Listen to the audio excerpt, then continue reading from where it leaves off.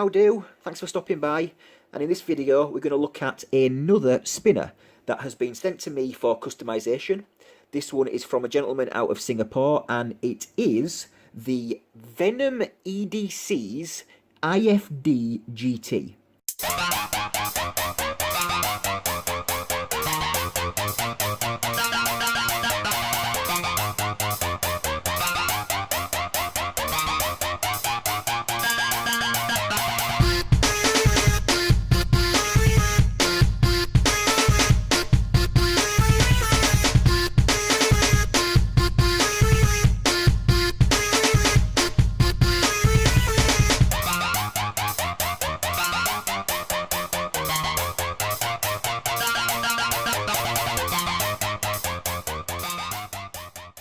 So the company is VenomEDC and the spinner is called the iFDGT. Now I don't know if this is the box that came from the company. This is just the box that he sent it from Singapore for me to customize.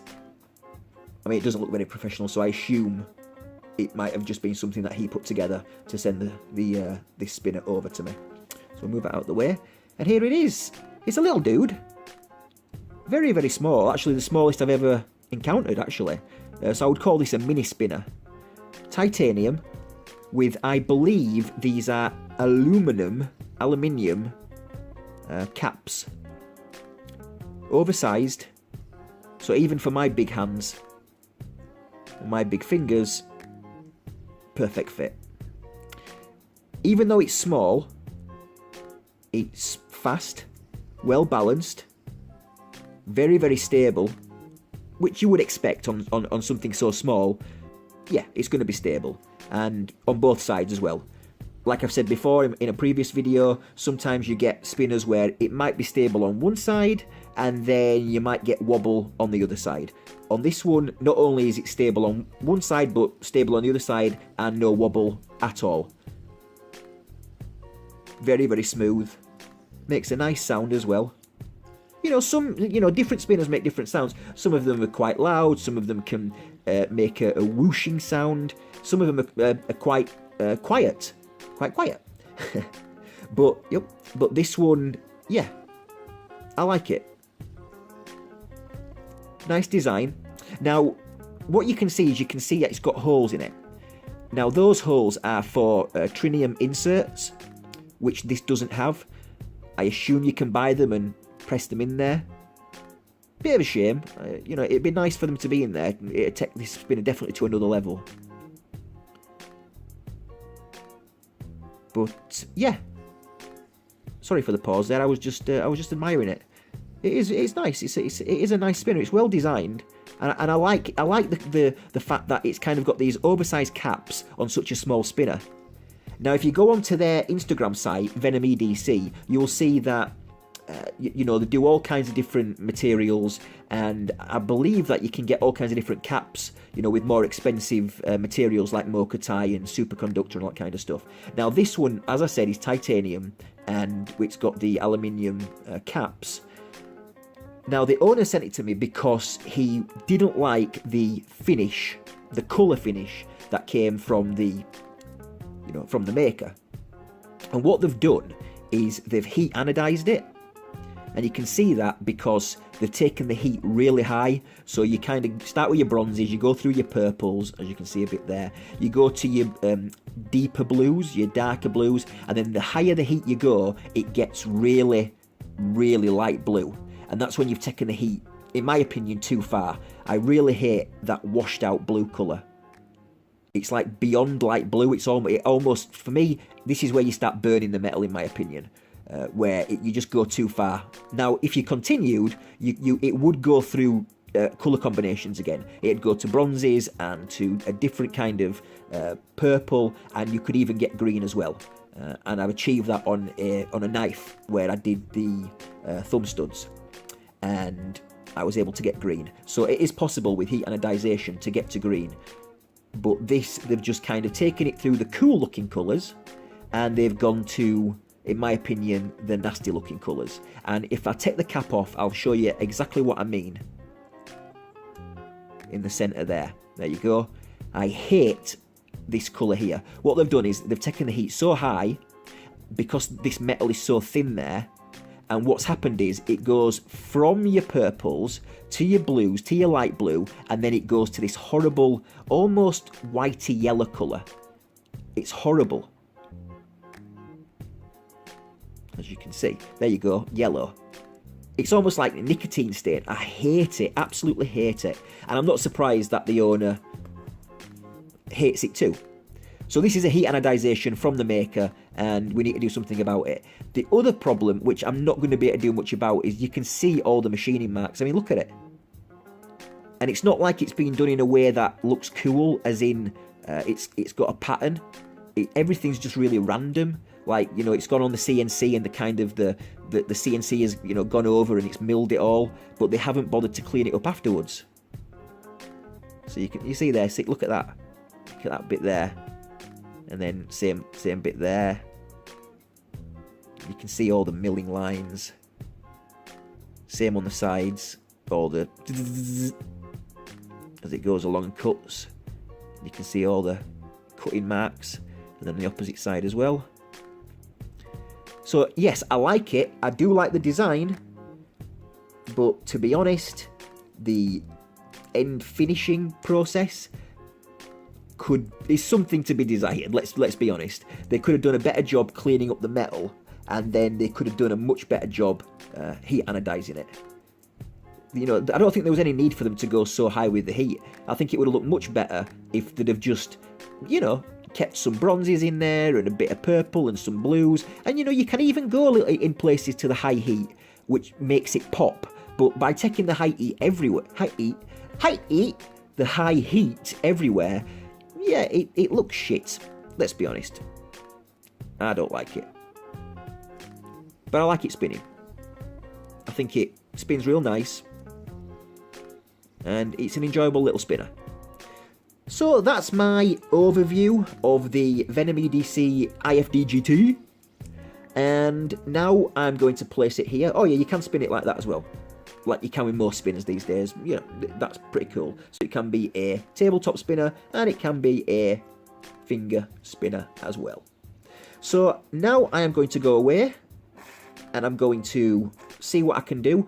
This is not going to be a big job. All I'm going to do is just recolor it. So we'll see what I can achieve. I think the owner just wants like a purple. So, you know, basically a nicer purpley blue colour. And we'll see what we can achieve.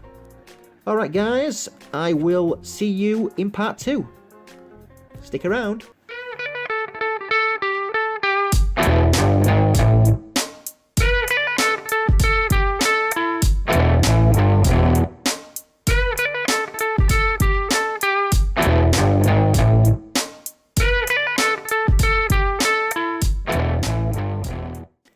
Okie dokie do. Welcome to part 2.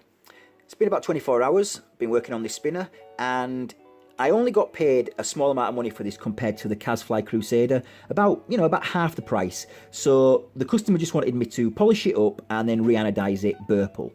But you saw all the machining marks in part 1, and I tried to do it that way, and it just looked terrible because the machining marks were just playing havoc with the colour. It looked horrible. Horrible, I tell you, horrible. So I went and did a little bit more than I got paid for, but that's what I do.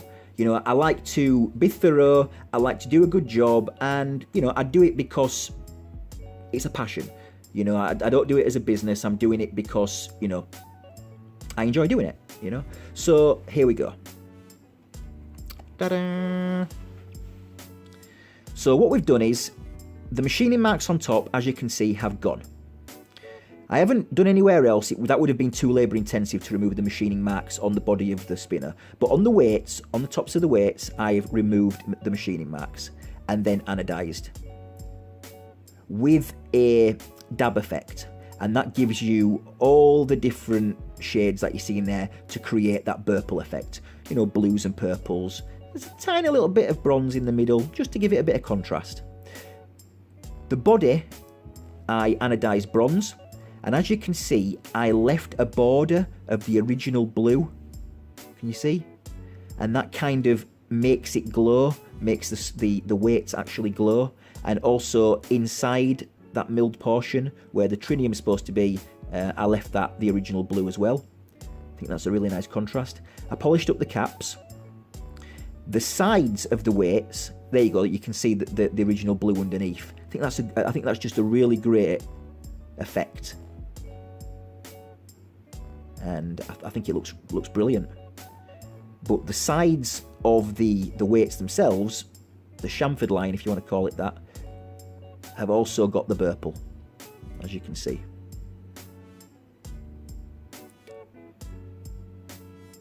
I'm going to put fingerprints on it as I go along, so if you notice that, don't worry about it.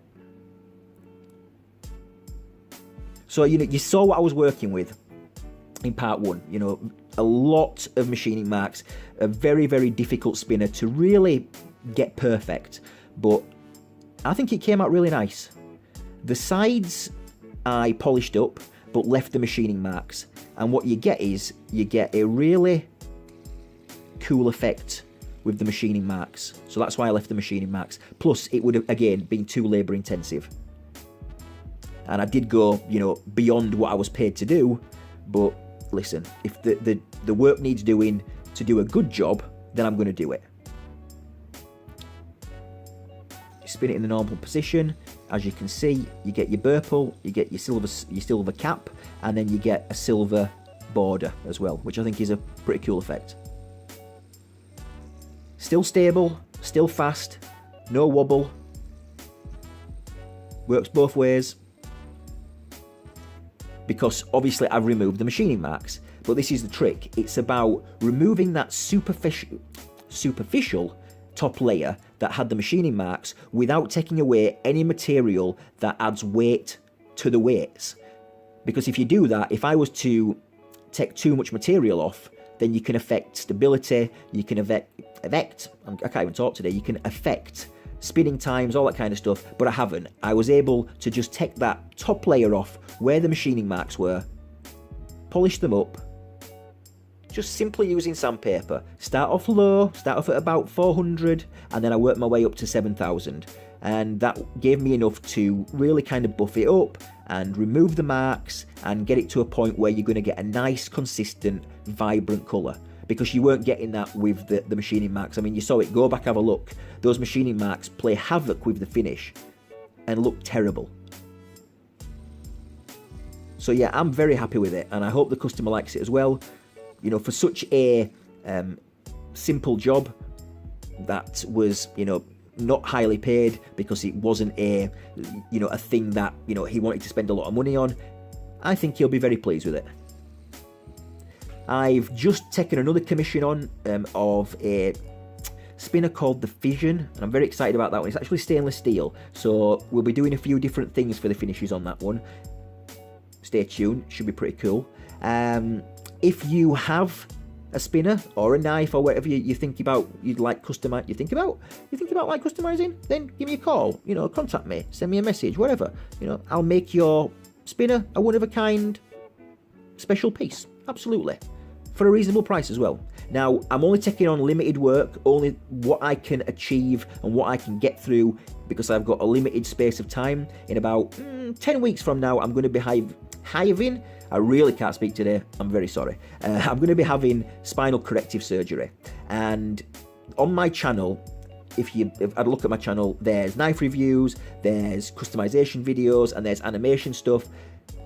I can do whatever I want on my channel, and I want to kind of have a wide range of things that I'm going to do. And one of the things I'm going to do is document my journey of recovery, because I've been stuck at home for the last 9 years with this spinal condition, and it's terrible. I was in a really bad way, still in a bad way, but I've been battling for the last 2 years to get back in shape to get ready for the spinal surgery. What it is that I have a condition called ankylosing spondylitis, which I have a rare extreme case of it. And what it does is it fuses your spine, and that's bad enough, but the worst part is it's fused my neck, so it's pushed my head forward, so I can't lift my head up anymore. So I'm always looking down, and my head's always kind of, basically my chin is almost touching my chest. I do have a little bit of movement, but it's not as bad as some people I've seen on the photographs online and stuff. But yeah, it's bad, and it's been bad for 9 years. Before that, I had my head upright, but for the last 9 years I've been stuck at home. Yeah, it's not been a good time, but hopefully that's going to come to an end. I'm having extensive spinal surgery where they're going to basically break my neck and put it in the upright position, stick some rods and screws in there, and hopefully I'm going to be able to reclaim my life and get my life back. So I'm going to be doing some videos about, the surgery and recovery afterwards, and, about healing mind, body and soul. So, if you're interested in that kind of thing, I'm sure, I'll post the videos, and, go ahead and join me, and, we'll do it together. We'll have some fun, continue with the animation videos, continue with the customization videos, the reviews, whatever I want to do. Anyway, that's me finished with a ramble. I know that was completely off topic of about a spinner, but hey, it's my channel. I can talk about what I want. Right, that's it. I am done. I cannot speak on this video. I don't know what is going on with it. Am I drunk? Am I high? I have no idea, but I know I can't speak today, so I'm not going to torture you anymore. I'm not going to torture myself anymore. I am out of here. Thank you for stopping by. I really appreciate it. Like, subscribe, whatever people do, and I will see you on the next video. Cheers. See you later.